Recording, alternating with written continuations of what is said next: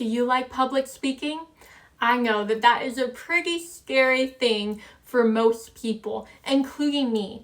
I have gotten a lot better as time goes on, but I remember when I was in 5th grade, I was so scared whenever I had to present in front of my class.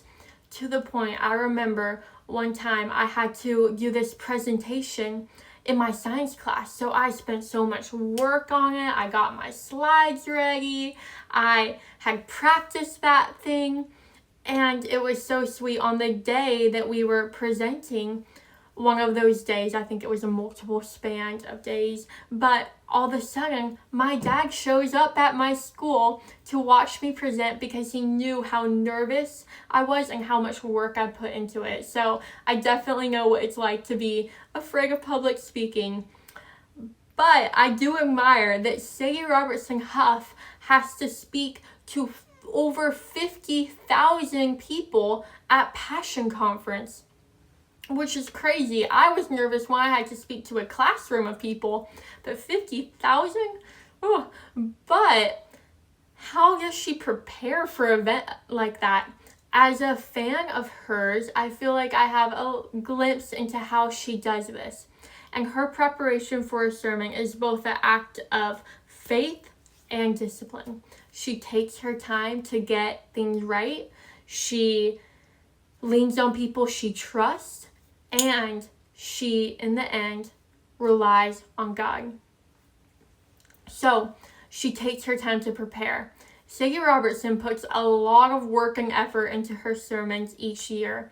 In fact, she said in her Well That's Good podcast that usually she has an idea of what her topic is going to be for Passion Conference in the summer. And Passion Conference is an event that happens in late December, early January. So as you can see, she is ahead of the game.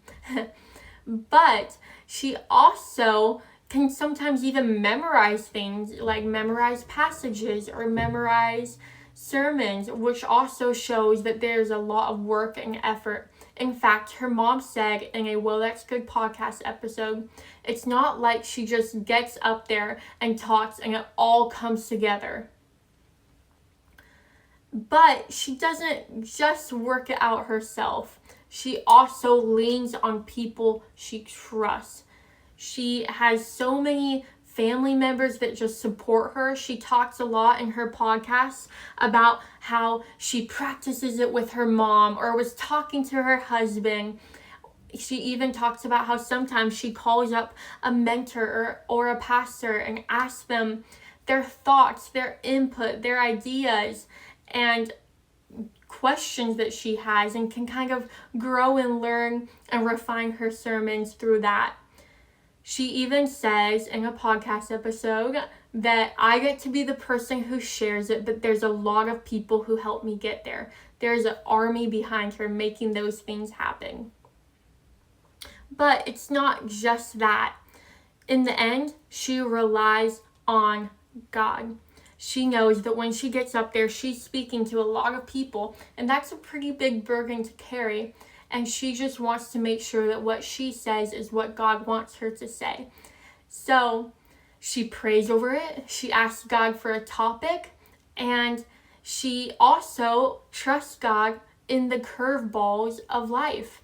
She was talking about her 2024 sermon at Passion in a podcast and explained how right before that, her daughter was in the hospital because she had some health issues. So even through that, they had to just really trust God with their daughter, one, but also the Passion Conference that's coming up. And so she talked about how she really just had to rely on God. And even with that, in that same episode, she said, I was fully dependent on the Lord because I was not getting it. So she definitely relies on God. So in conclusion, Sadie Robertson Huff's preparation for a sermon is both an act of faith and discipline. She takes time and puts a lot of work and effort into her sermon. She definitely leans on people that she trusts. And she also, in the end, relies on God.